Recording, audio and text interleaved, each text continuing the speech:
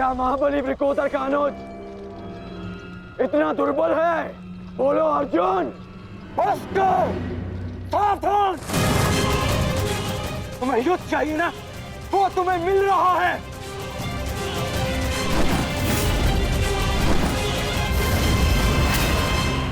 यही अंतर है एक सूत पुत्र और एक क्षत्रिय में।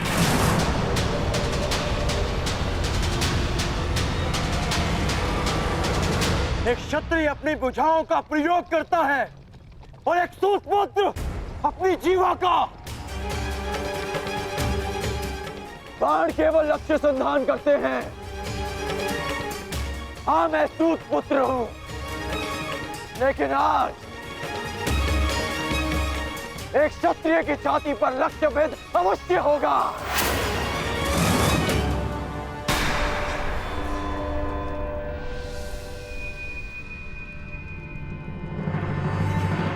हे ईश्वर, ये क्या अनर्थ हो गया? क्षत्रियों में सर्वश्रेष्ठ को जीवन भर मैं सूत पुत्र कहकर अपमानित करता रहा।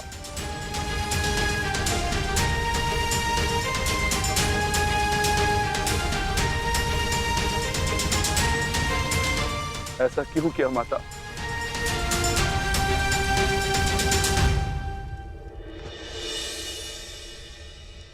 माता बताइए, आपने हमारे ज्येष्ठ का सत्य हमसे क्यों छुपाए रखा?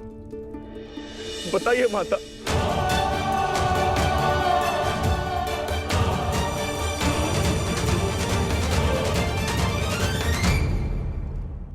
क्या हुआ, क्यों हुआ, इस सब में समय व्यर्थ मत कीजिए आर्य। अपने अनुज और अपने ज्येष्ठ का युद्ध रोकिए आर्य। स्मरण कीजिए कि केवल कर्ण था जिसने मेरे वस्त्र हरण का विरोध किया, मुझे उस शिशुपाल की कुदृष्टि से बचाया।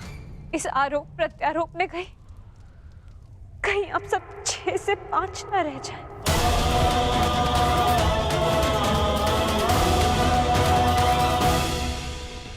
क्या सूर्यास्त तक भागते रहोगे? क्यों समय व्यर्थ कर रहे हैं माता?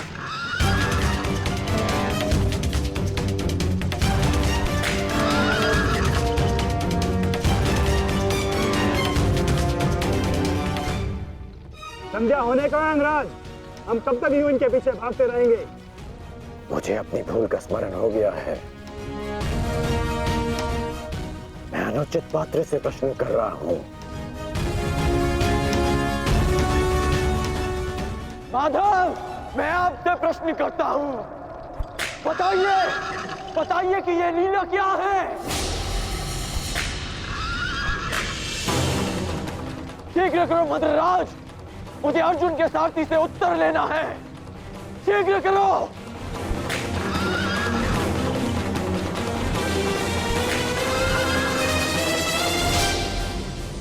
माधव, क्या यही आपका न्याय है? क्या यही धर्म स्थापना है?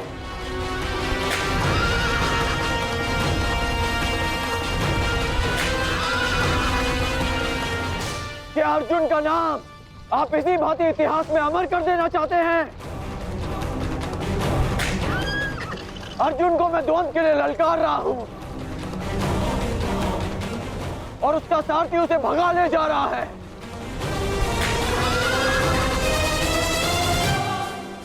क्या यही आपका कर्तव्य है? बोलिए माधव।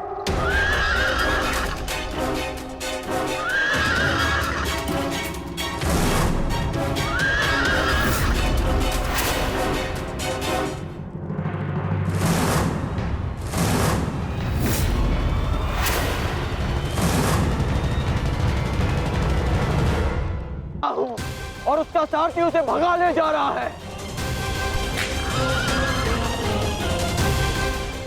क्या यही आपका कर्तव्य है? बोलिए माधव।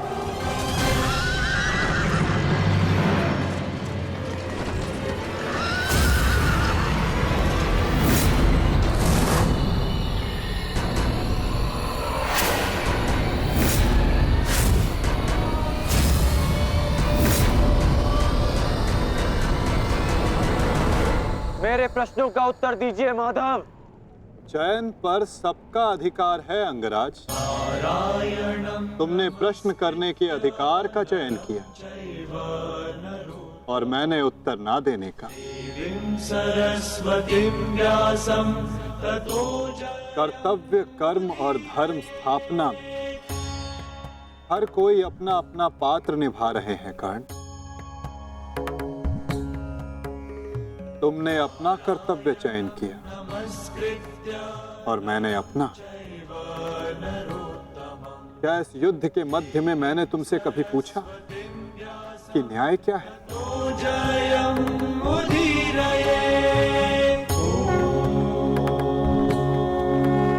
क्या तुमसे ये पूछा कि इतिहास में किस भांति तुम अपना नाम लिखाना चाहते हो? तुम और तुम्हारे सारथी के मध्य में ना आना मेरी सीमा है, तो मेरे और मेरे रथी के मध्य में ना आना तुम्हारा कर्तव्य अंगराज। नहीं माधव, मैं आपको नहीं जाने दूंगा। सूर्यास्त होने को है, आज ये द्वंद समाप्त होकर रहेगा।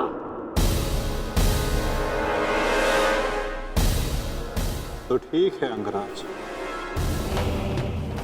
तुम अपना महारथी होने का कर्तव्य पूर्ण करो और मैं सारथी होने का कर्तव्य निभाऊंगा। केवल शब्दों के बाणों से अर्जुन और वासुदेव को नहीं रोक पाओगे कर्ण। उसके लिए तो महा दिव्यास्त्र चाहिए। मेरे धैर्य को मत ललकारिए माधव, मैं इस युद्ध के लिए कुछ भी करूंगा। यदि आप ना रुके तो मैं दिव्यास्त्र का प्रयोग करूंगा, मैं ब्रह्मास्त्र का प्रयोग करूंगा।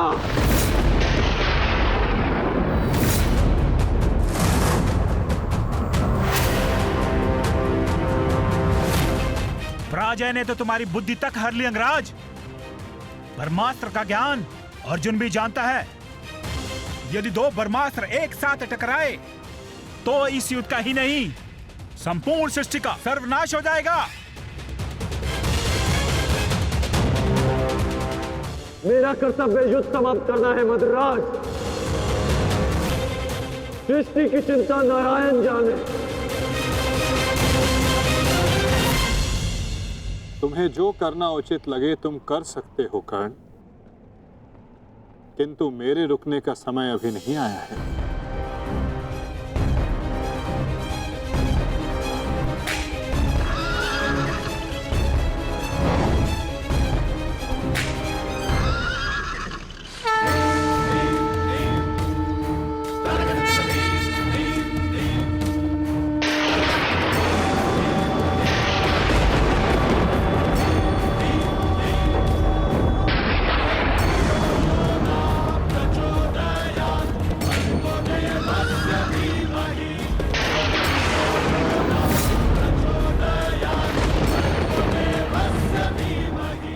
नहीं पार।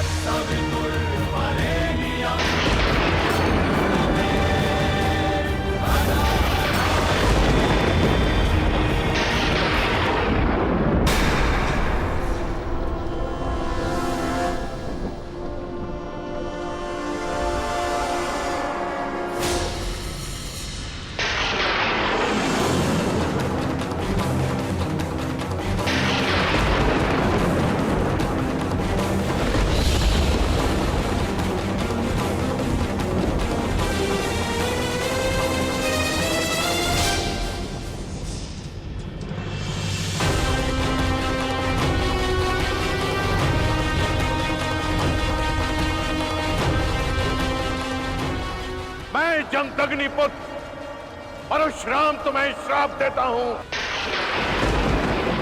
कि मेरे द्वारा दिए गए दिव्यास्त्रों का तुम उपयोग नहीं कर पाओगे।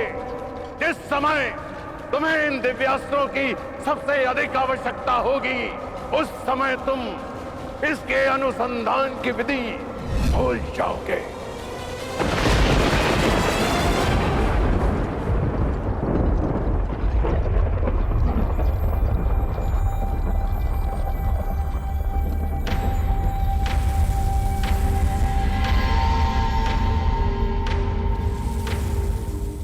क्या हुआ अंगराज?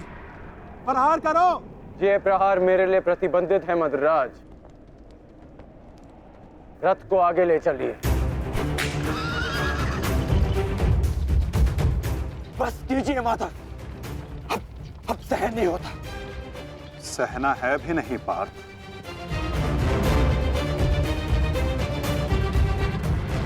अब समय आ गया है।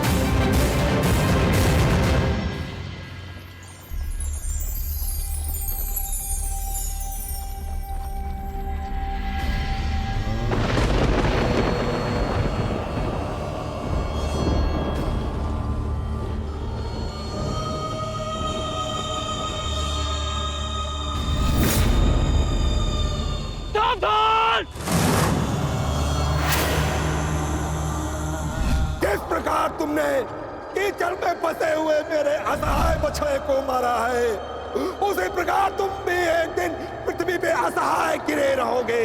मैं अग्निहोत्र ब्राह्मण विजय तुम्हें श्राप देता हूं।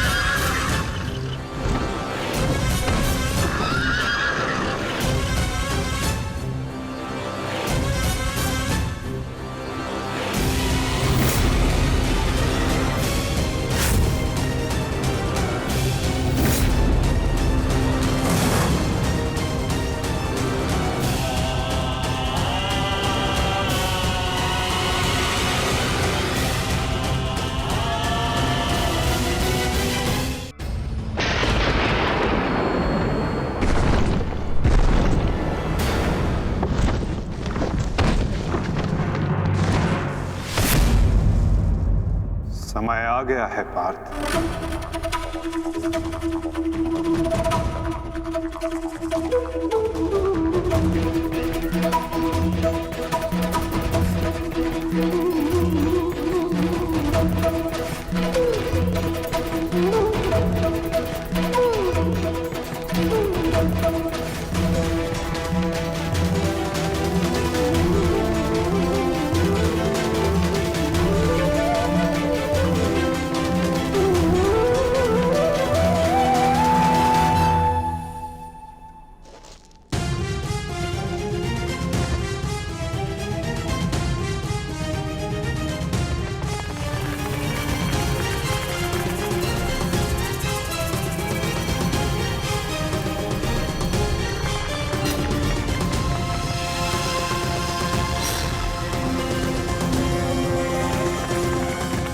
मद्रराज, चक्र निकालने में मेरी सहायता कीजिए। तुम भूल रहे हो अंगराज, मैं मद्रराज हूं। ये राज्य मुझे जन्म और प्रताप से मिला है, किसी के दान से नहीं। भले ही मैं तुम्हारा साथी हूं, परंतु परिचालक नहीं। तुम सूत पुत्र हो, तुम स्वयं अपने रथ का चक्र निकालो।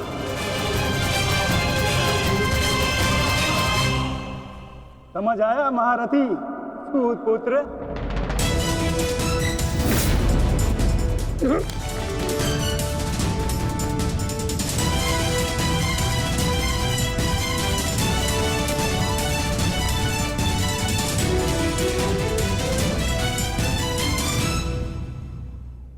अंगराज को युद्ध का आवाहन दो पार्थ।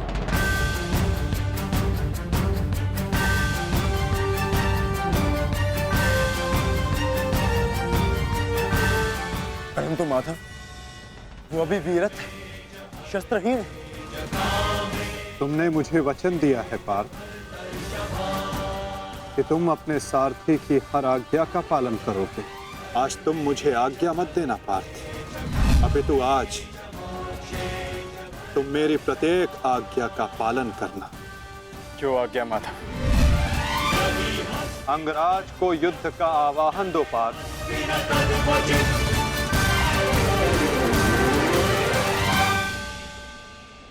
अंगराज, मैं तुम्हें युद्ध के लिए आवाहन करता हूं।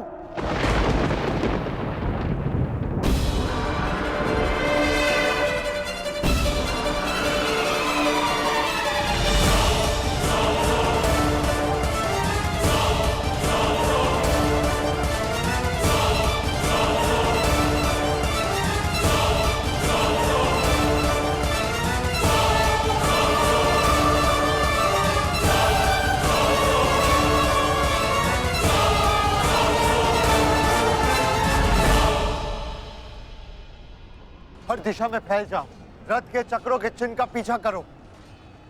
हमें शीघ्र ही अर्जुन तक पहुंचना है। सारथी, आगे बढ़ो।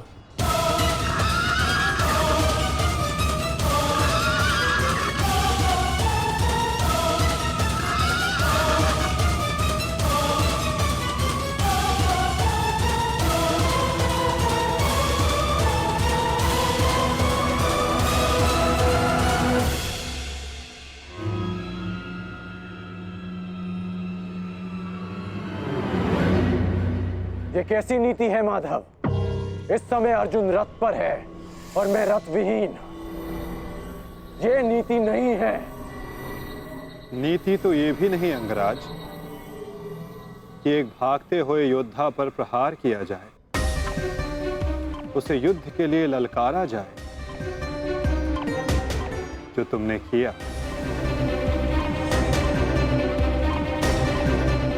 आप कह रहे हैं तो उचित ही होगा माधव, परंतु युद्ध से पूर्व मुझे अपने रथ का चक्र निकालने दीजिए।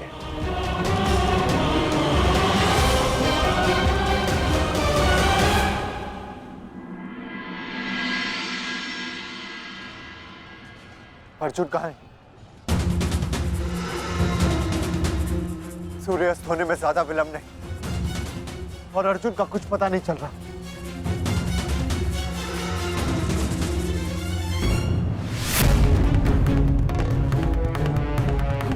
माधव रथ को उस ओर ले गए थे, हमें उस तरफ चलना चाहिए। सारथी, आगे बढ़ो। सारथी, शीघ्रता करो, उस ओर चलो।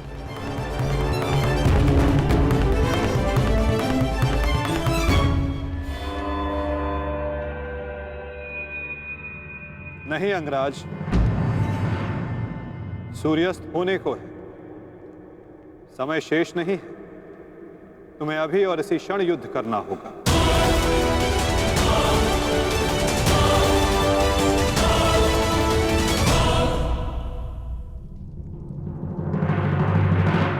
आपने हमारे ज्येष्ठ का सत्य हमसे क्यों छुपाए रखा? बताइए माता।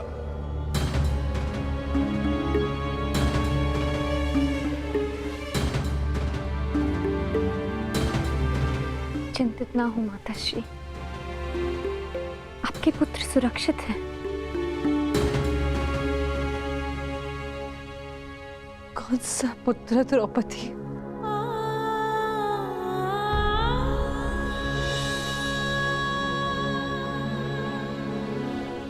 तुम भी एक माता हो यज्ञसेनी। यदि तुम्हें ये विकल्प दिया जाए कि तुम्हारा एक पुत्र जीवित होगा और एक को अपने प्राण देने होंगे, तुम किसे चुनोगी? बताओ द्रौपदी, क्या ऐसा निर्णय लेने का साहस है तुम्हें? उत्तर दो मुझे।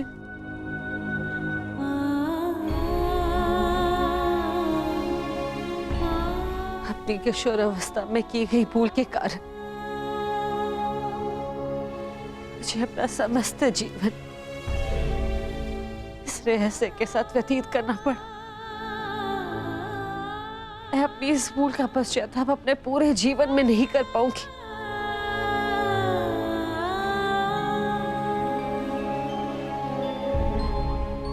अपना जीवन अपने 5 पुत्रों के साथ व्यतीत कर रही थी। एक माँ होने का पूरा कर्तव्य निभाया मैंने। तू मेरा एक पुत्र जिसे ना पिता का नाम मिला ना माता का स्नेह, वो अपने समस्त जीवन में एक पुत्र होने के समस्त सुखों से वंचित रहा। और मैं एक अभागन माता उसके लिए कुछ नहीं कर पाई। कर्ण के साथ जो मैंने अन्याय किया उसके लिए मैं स्वयं को कभी क्षमा नहीं कर पाऊंगी। बताओ मुझे, भला एक माँ अपने किसी पुत्र की मृत्यु का चुनाव कैसे करे? किसकी दीर्घायु के लिए प्रार्थना करूं? यदि एक के जीवन के लिए प्रार्थना करती हूँ तो उसका अर्थ ये होगा